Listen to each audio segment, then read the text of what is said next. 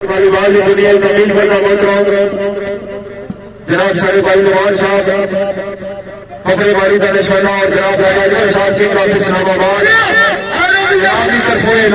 Video बन रही है। जनाब बाबू सदीक साहब फखरे बदरा जनाब ऐसे ऐलान है राजा अकबर साहब की तरफ रमान साहब की तरफ के वालीबॉल की खेलिया के बाद जनाब ने खेल साहब बाबू सदीक साहब जनाब के बहानों पर जनाब और इंशाल्लाह बहुत ही ज्यादा वहां पर देर दी जासी खुला और ओपन चैलेंज है जो जल्दी बाबू सदीक बने वाले चैलेंज जो जनाब राजा अकबर साहब की तरफ और भाई रमान साहब की तरफ क्यों जी तो बाबू साहब जनाब की तरफ खुला चैलेंज इंशाल्लाह बहुत जल्द दी जासी मेहरबानी। दानिश भाई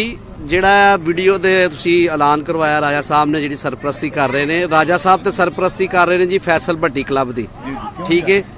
ਜੀ ਰਾਜਾ ਸਾਹਿਬ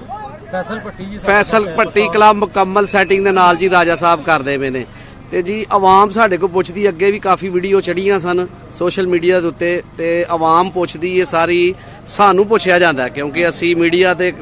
ਨੁਮਾਇੰਦੇ ਆ ਸਾਨੂੰ ਤਦ ਪੁੱਛਿਆ ਜਾਂਦਾ कि चौधरी बाबू सदीक मंदरे वाले जड़े ने वो केड़ी टीम देंगे केड़ा सैट देंगे समोट क्लब देंगे कि अख्तर दा देंगे जरा ये बारे च तुसीं दस सकते हो या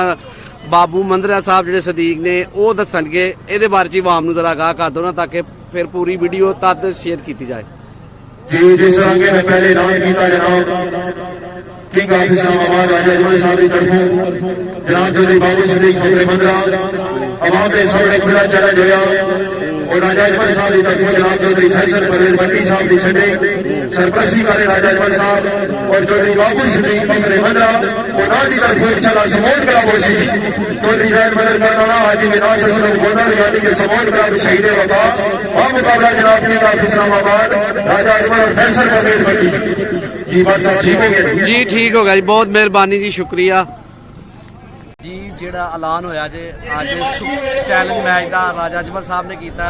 ਚੌਧਰੀ ਸਦੀਕ ਬਾਬੂ ਮੰਦਰਾ ਉਹਨੂੰ ਠੀਕ ਹੈ ਉਹਦੀ ਡੇਟ ਜਿਹੜੀ ਨਾ ਕੱਲ ਅਨਾਉਂਸ ਕੀਤੀ ਜਾਏਗੀ ਕਿ ਡੇਟ ਕੀ ਹੈ ਤੇ ਕਿਹੜੀ ਜਗ੍ਹਾ ਤੇ ਉਹ ਜਿਹੜਾ ਨਾ ਚੈਲੰਜ ਮੈਚ ਹੋਏਗਾ ਤੇ ਸਾਰੇ ਸ਼ਾਇਕੀਨ ਇਨਸ਼ਾਅੱਲਾ ਇੱਕ ਫ੍ਰੀ ਮੈਚ ਜਿਹੜਾ ਫ੍ਰੀ ਟਿਕਟ ਮੈਚ ਤੁਹਾਨੂੰ ਵੇਖਣ ਨੂੰ ਮਿਲੇਗਾ। ਬਹੁਤ ਸ਼ੁਕਰੀਆ ਜੀ।